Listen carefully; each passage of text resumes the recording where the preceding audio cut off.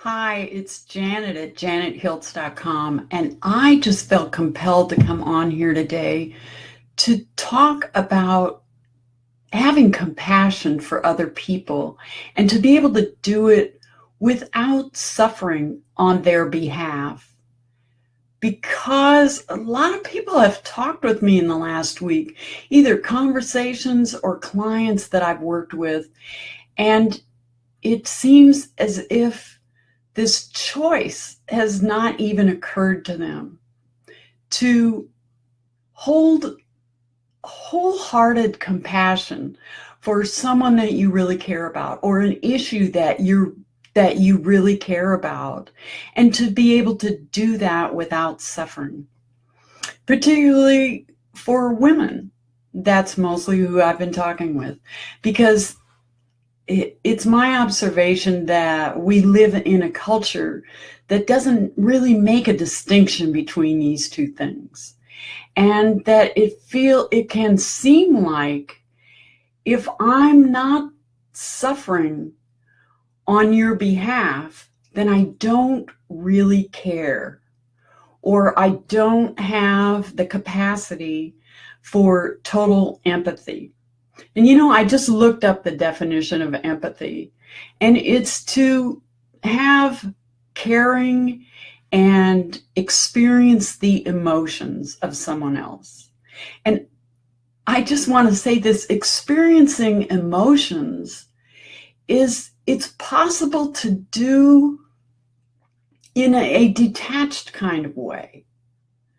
And so if you're a mom who is so concerned about your kids and suffering on their behalf, or if you're a person who's reading the news about the shootings in the schools and suffering on behalf of the people who lost family members, or feeling like you need to experience the anger of people who are really angry about that in order to be fully on board with caring and with showing that you care, I just want to offer you another way to do things.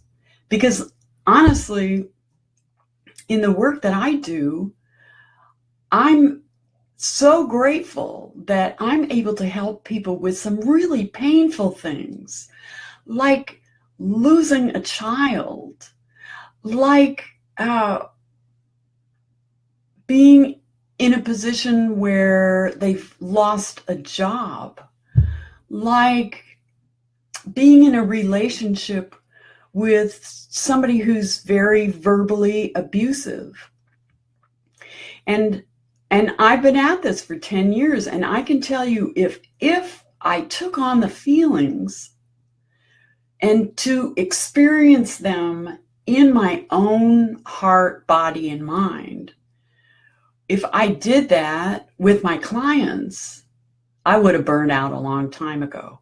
And I see this burnout happening for so many gifted people, for wonderful mothers and teachers and social workers and other healers, because there's a belief, which I believe is a miseducation, that it's a requirement to suffer with someone else in order to be able to be totally compassionate, to be able to imagine being in their shoes.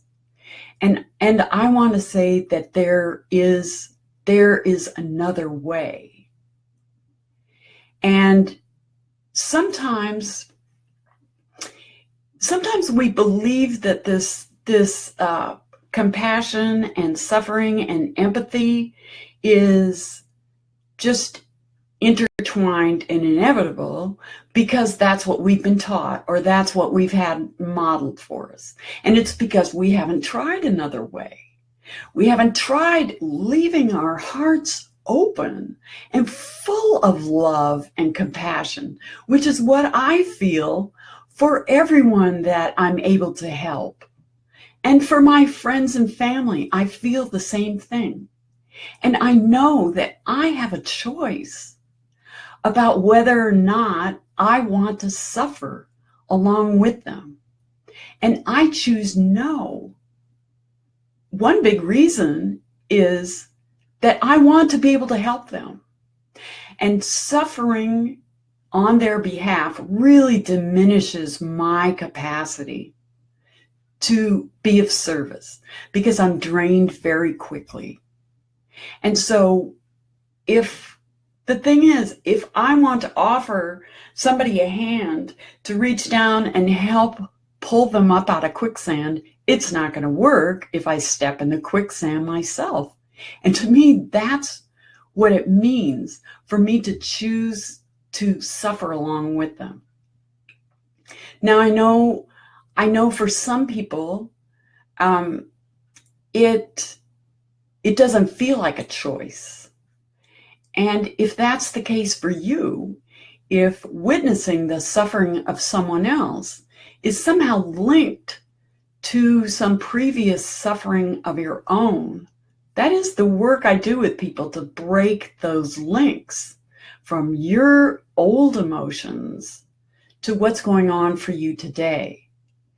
So if that's where your problem lies, if you're triggered, or if you just have never experienced another way of living, then the tools that I use are very helpful for breaking those old connections so that you can have the freedom to be able to wholeheartedly love the people that you care about, to be able to wholeheartedly feel like you have a deep understanding of their suffering without deciding to suffer along with them. And if that's something that you want help with, I would be delighted to help you with that. I'm looking for 7 new clients in this month of March, and I'd love for you to be one of those, because I hate seeing people suffer, really. And you might think that that is kind of crazy with the work that I've chosen for myself. But the reason I love this work is because it helps people to stop suffering. And so maybe it seems ironic to you. I have people asking me all the time, because they know some of the intense issues I work with. Doesn't that drain me? And no, it doesn't. It energizes me, because I know that I'm helping give somebody else the capacity to still live wholeheartedly, to still have passion for the things that they care about, the causes they care about, the people they care about, and to be able to extend complete love to these people without suffering. If that is something that you'd like help with, I'll put a link in the comments below where you can explore working with me on that. And even if that's not a choice that you make, I just want to leave you with, this is a fact. It's a fact for me. It's a fact for a lot of people that I've worked with, is that being able to be empathetic, to understand what it's like to walk in somebody else's shoes, to be loving, to be completely compassionate without suffering, that is a personal choice. So I hope that you'll make that choice for yourself. And isn't it ironic that making that choice for ourselves is the thing that ultimately helps other people the most? Because we still have the energy to help pull them up, to hold the lantern, to walk beside them on the path and show them the way. Anyway, I want you to experience life to the fullest with your heart wide open, and making the choice whenever you can to turn away from making a choice to suffer, because it's really not necessary. So I hope you have a good one, and I'll see you soon.